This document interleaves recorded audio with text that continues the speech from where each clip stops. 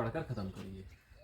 तो ये जो है ये अनसॉल्व देख लिए, हमेशा आ रहा है ना 100% बोर्ड के पेपर में। तो एल हो गया, सी हो गया, आर हो गया, दोनों श्रेणी क्रम, तीनों के तीनों श्रेणी क्रम में लगे रहेंगे हमेशा। ठीक, जो भी पेपर में पूछे जाएंगे LCR, ठीक है, तीनों तीनों कैसे लगे रहेंगे, श्रेणी क्रम में। आपको ट्रिक नहीं बताए हैं। ठीक, एल में हमेशा कौन आगे रहता है भाई, वोल्टेज। याद रखिएगा, एल में कौन आगे रहता है, वोल्टेज आगे रहता है। कितना, π/2। बात समझ में आ रहा है। एल में कौन आगे रहता है, वोल्टेज, और π/2 आगे रहता है। ठीक है, अरे रहा था मावत ही ना, बात समझ में आ रही है। हमेशा एल में वोल्टेज आगे रहेगा। तो सी में कौन कौन रहेगा भाई, करंट। कितना आगे रहेगा, π/2। ठीक, चलिए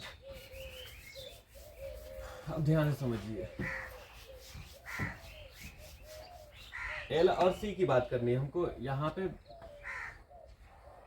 फेजर डायग्राम बनाना है ना। इधर हो गया करंट वाला डायरेक्शन, इधर वोल्टेज आएगा, इधर वोल्टेज। तो अगर एल सर्किट है तो उसमें कौन आगे है, धारा से वोल्टेज, तो VL आगे है ना। और अगर में आर सर्किट है, सॉरी सी सर्किट है, तो कौन आगे है, धारा। अब वोल्टेज क्या होगा तब, पीछे कितना डिग्री, π/2। तो π/2 इधर अगर आगे है तो इधर पीछे हो जाएगा ना। यहाँ से 90 डिग्री बन रहा है ना π/2 का। तो ये हो गया VC हमारा। माना किसी क्षण, ये हम मान रहे बस, ये वाला ज्यादा, ये वाला कम।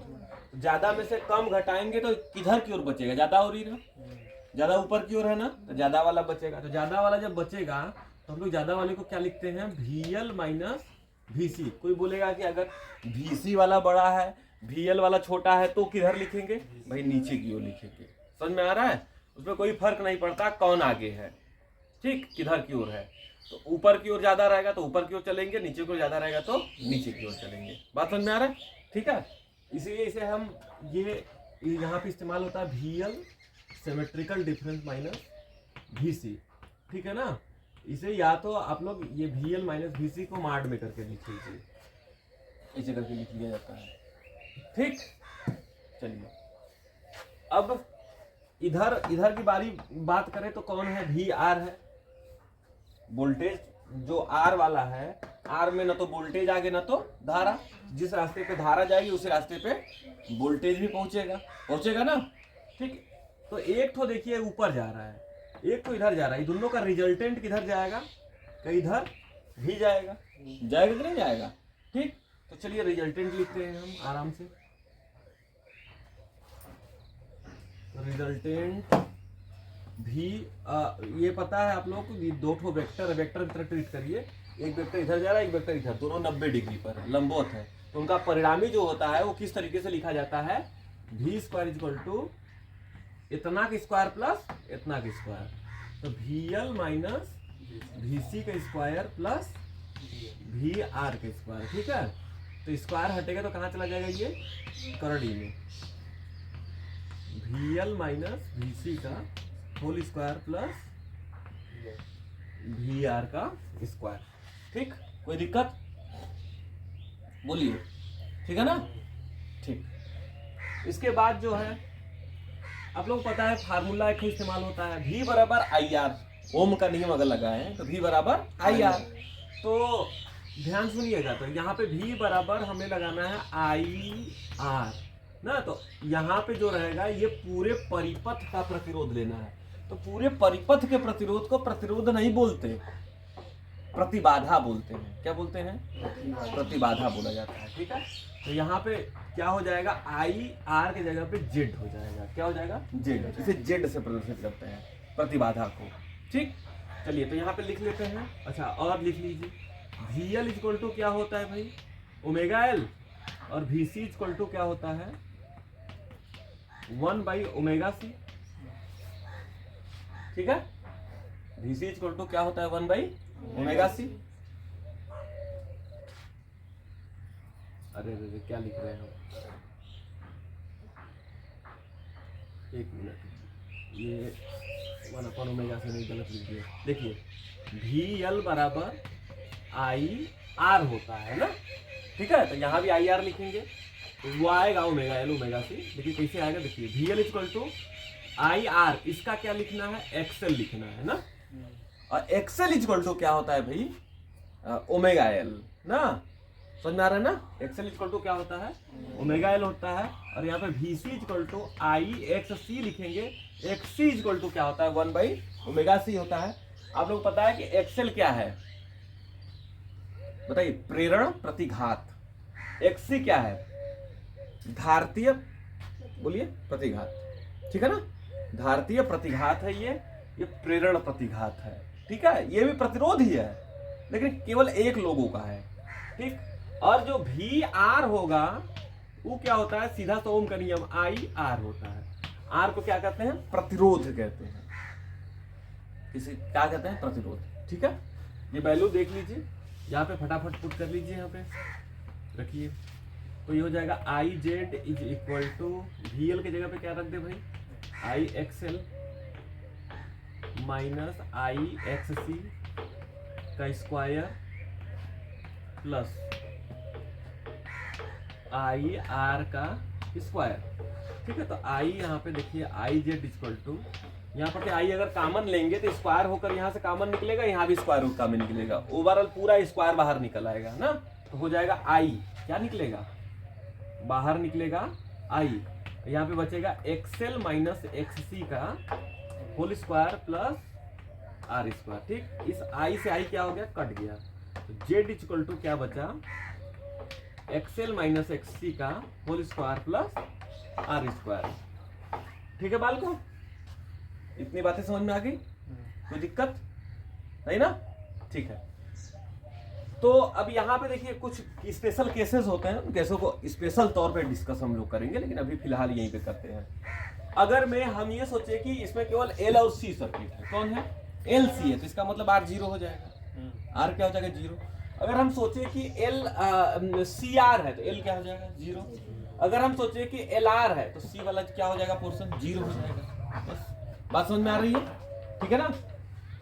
यहाँ पे ये वैल्यू पुट कर सकते हैं। अब एक्सएल इक्वल टू क्या हो जाएगा, ओमेगा एल, और एक्स सी इक्वल टू क्या हो जाएगा, 1 अपन ओमेगा सी। यहाँ पे पुट कर दीजिए फटाक से। तो जेड इक्वल टू हमको क्या मिल जाएगा, एक्सएल की जगह पे omega L minus omega L minus 1 upon omega C, ठीक है।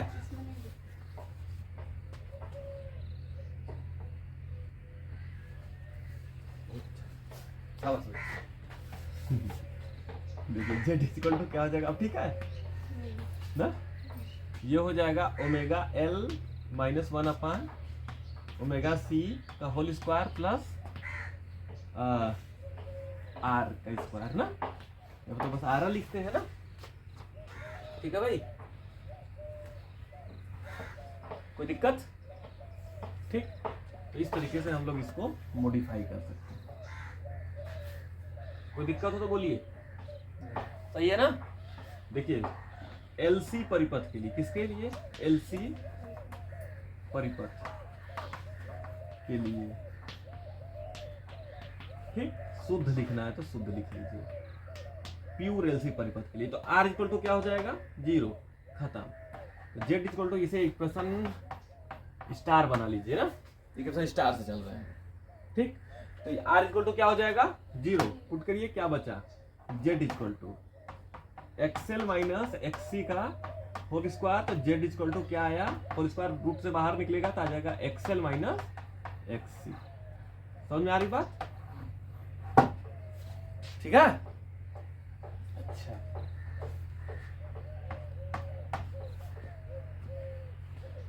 एक बात और देखिएगा, अनुनाद के लिए, किसके लिए, अनुनाद के लिए, अनुनाद के लिए क्या हो जाना चाहिए, जेड इक्वल टू जीरो होना चाहिए। जेड इक्वल टू जीरो का कहने का क्या मतलब है, एक्सएल इक्वल टू एक्ससी, ये दोनों आपस में बराबर हो जाए। अगर रेजोनेंस बनेगा, ठीक है, अनुनाद बनेगा तो एक्सएल एक्ससी के बराबर हो जाएगा। और क्या होगा, जब ये बराबर होगा तो बराबर में से बराबर घटाओगे तो जीरो हो जाएगा ना।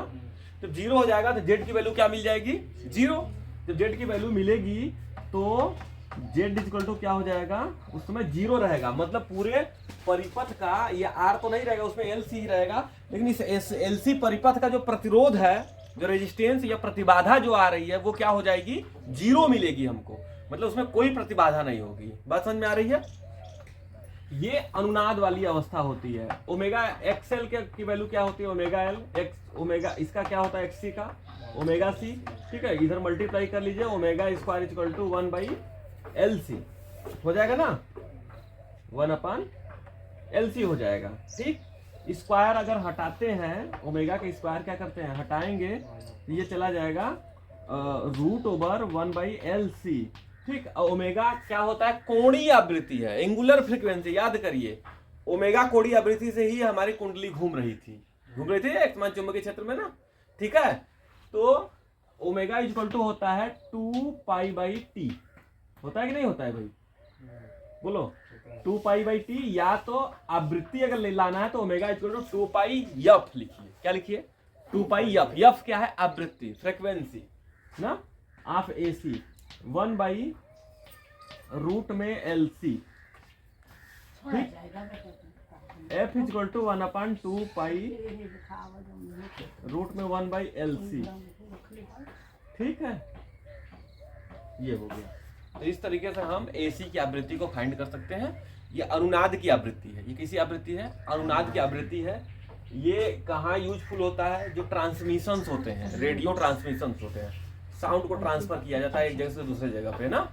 एक और ट्रांसमीटर होता है, एक और रिसीवर होता है। जो FM चैनल होते हैं, शॉर्ट वेव, उसके बाद फ्रिक्वेंसी मॉड्यूलेशन जो भी होता है, ये सब क्या करते हैं, वहां से कोई फ्रिक्वेंसी ट्रांसफर करते हैं। जैसे कि 93.5 ना, रेडियो मिर्ची शायद है ना, कोई यही है ना, 93.5 मेगा हर्ट्ज। ठीक है, मेगा हर्ट्ज का मतलब ये हो गया कि उसकी जो आवृत्ति है 93.5 हर्ट्ज है, मेगा हर्ट्ज 10⁶ हर्ट्ज बोलेंगे इसको ना। इतना हर्ट्ज पे वो ट्रांसमिट कर रहा है, वहां से फ्रिक्वेंसी, इतने फ्रिक्वेंसी पे वहां पे भेजा जा रहा है इलेक्ट्रोमैग्नेटिक वेव को ना। बोल रहा है कि भैया अपने वाले रेडियो को ना ट्यून करिए, इसी 93.5 × 10⁶ हर्ट्ज पे ट्यून करिए। तो जब यहाँ से आप घुमाते हैं, आप तो घुमाने वाला है नहीं, पहले पुराने जमाने में था, जब इसी से करके घुमाएंगे, जब यहाँ पे 93.5 वाले पर एल और सी को, अच्छा किसको बैलेंस, किसको मतलब कि मैनेज किया जाता है, एल को नहीं, सी को। सी जो रहता है उसी को, धारिता को बढ़ाया घटाया जाता है। धारिता को घुमा करके इसे बढ़ाएंगे घटाएंगे, ऐसा सेट करेंगे कि 93.5 जहां तुम्हारे रिसीवर का हुआ, जिसे तुम लोग रेडियो बोलते हो, जियो होगा तुरंत यहाँ की आवृत्ति वहां की आवृत्ति मैच कर जाएगी और रेजोनेंस बन जाएगा, तुरंत यहाँ पे गाना आने लगेगा। जो वहां से ट्रांसमिट कर रहा है वो सुनाई देने लगेगा यहाँ पे। बात समझ में आ रहा है, जो भी जिसका भी सॉन्ग हो इस समय वो आपको सुनाई देने लगेगा। तो ये इस तरीके से काम करता है। ये बड़े काम की चीज है, एलसी सर्किट जो है ये बड़े काम की चीज है, एकदम बृहत, और बिना इसके सोच लो कि ट्रांसमिशन नहीं हो सकता है। बात समझ में आ रही है हमारी बात, ठीक है ना। चलिए, तो इसके आगे बहुत सारी चीजें हैं ना, मे भी अभी बहुत कुछ चीजें बची हुई हैं। इसके बाद आप लोग क्या क्या कर लेंगे, ध्यान सुन लीजिएगा। अगर आर और एक्सएल हो ना, क्या क्या हो, आर और एक्सएल, मतलब एलआर सर्किट हो, कौन कौन, एल और आर हो, एक्सी जीरो कर देना तो क्या हो जाएगा, XL square plus R square. अगर सी आर हो तो क्या जीरो कर देना, एल जीरो कर, एक्सएल जीरो कर देना, तो क्या हो जाएगा, C square plus R square. समझ में आ रही बात, कोई दिक्कत नहीं ना। चलिए ठीक है, इस तरीके से कर लेंगे आप लोग। अभी हम लोग 10⁵ निकालेंगे, तो उसके लिए अभी समय है ना, अभी थोड़ा सा इसको कर लीजिए आप लोग, तो फिर निकालते हैं। ठीक, चलिए छापिए।